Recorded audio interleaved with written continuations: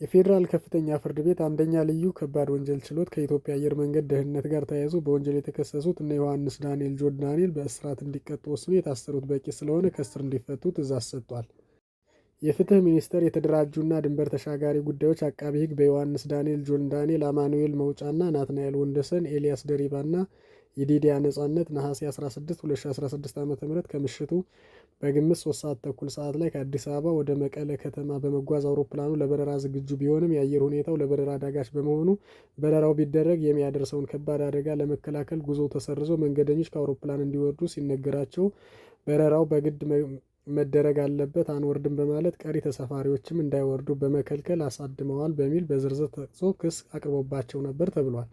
በተጨማሪም አቃቢ ሕግ አንደኛ ተከሳሽ ጆን ዳንኤል ላይ በሶስተኛ ክስ የኮምፒውተር ወንጀል ለመቆጣጠር የወጣውን አዋጅ ቁጥር 958/2008 አንቀጽ 13 ንዑስ ቁጥር 3 ስር የተመለከተውን ድንጋጌ በመተላለፍ ክስተቱን ቲክቶክ በተባለ ማህበራዊ ሚዲያ በተንቀሳቃሽ ምስል ቀርጾ በቀጥታ ስርጭት ማስተላለፍ የሚል ክስ ቀርቦበት እንደነበር ይታወሳል። ተከሳሹ በተከሰሰበት የህግ አንቀጽ ጥፋተኛ የተባሉ ሲሆን ችሎቱ በዛሬው ዕለት የአቃቢ ሕግን የቅጣት ማክበጃና የተከሳሾችን የቅጣት ማቅለያ መርምሮ ውሳኔ አሳልፏል። በዚህም ተከሳሾች የተከሰሱበት የህግ አንቀጽ ቀላል እስራትን የሚያስከትል በመሆኑ አንደኛ ተከሳሽ በ1 ዓመት ከ4 ወር፣ ሁለተኛ፣ ሶስተኛ እና ስድስተኛ ተከሳሾች በ8 ወር እንዲሁም አራተኛ ተከሳሽ በ10 ወር እስራት እንዲቀጡ ወስኗል።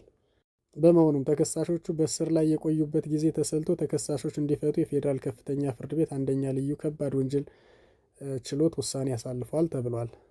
ወደ ሶስተኛው ዜና ሳልፍ ኢትዮጵያ በወሰኗ ውስጥ የሚገኘውን የተፈጥሮ ሀብት ለመጠቀም ከማንም ፈቃድ የመጠየቅ ግዴታ የለባትም ሲል የውጭ ጉዳይ ሚኒስትር አስታወቀ። መንግስት ግብጽ ቀኝ ገዢያዊ አስተሳሰቧን አሽቀንጥራ በመጣል ወደ ትብብርና ውይይት እንድትመጣም አሳስቧል።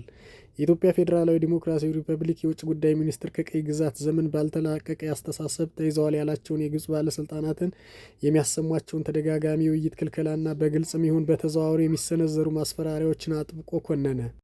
ሚኒስትሩ ይህን ያስታወቀው ለህዝብ ይፋ ባደረገው ጋዜጣዊ መግለጫ ነው። የግብጽ ባለስልጣናት የሚያሰሟቸው ተደጋጋሚ ውይይትና በአጽንኦት የሚሽሩ መግለጫዎችን እንዲሁም በግልጽም ይሁን በተዘዋዋሪ የሚሰነዘሩ ማስፈራሪያዎችን የግብጽ መንግስት የ21ኛውን ክፍለ ዘመን እውነታዎች መቀበል አለመቻሉን የሚያሳዩ መግለጫዎች መሆናቸውን አመላክቷል። በቀይ ግዛት ዘመን አስተሳሰብ የተጠመቁ አንዳንድ የግብጽ ባለስልጣናት በናይል ወንዝ ውሃ ላይ ብቸኛ ባለቤትነት እንዳላቸው ያስባሉ። የቀይ ግዛት ዘመን ስምምነቶችን በመጣስ በታሪክ የተረጋገጠ መብት የሚሏቸውን አቋማቸውን ያሰማሉ።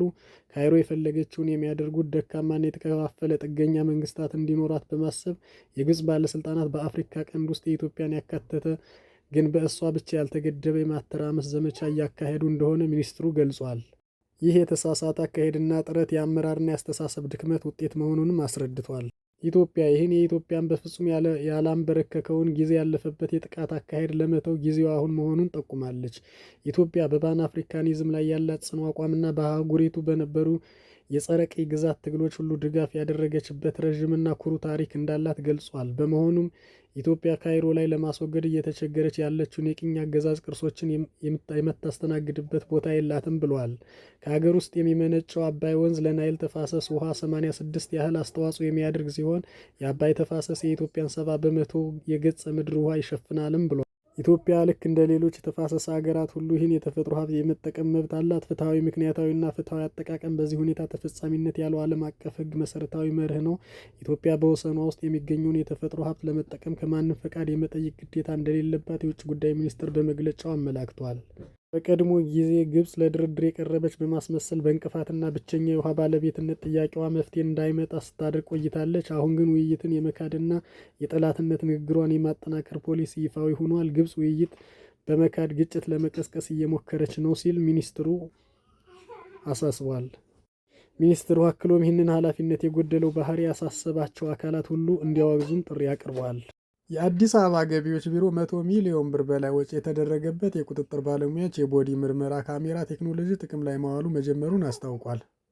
ቢሮው በ2018 በጀት ዓመት በከተማ ደረጃ ለመሰብሰብ ያቀደው ነው የ300 ቢሊዮን ብር እቅድ ለማሳካት ገቢውን ለማስፋት የሌብነትና ብልሹ አሰራሮችን ለመከላከል ብሎም የአገልግሎት አሰጣጡን ለማዛመን 24 አዳዲስ አሰራሮችን በመዘርጋት በቴክኖሎጂ የታገዘ አገልግሎት እየሰጠ መሆኑን የቢሮ ኃላፊ አቶ ቢንያም ምክሩ ተናግረዋል።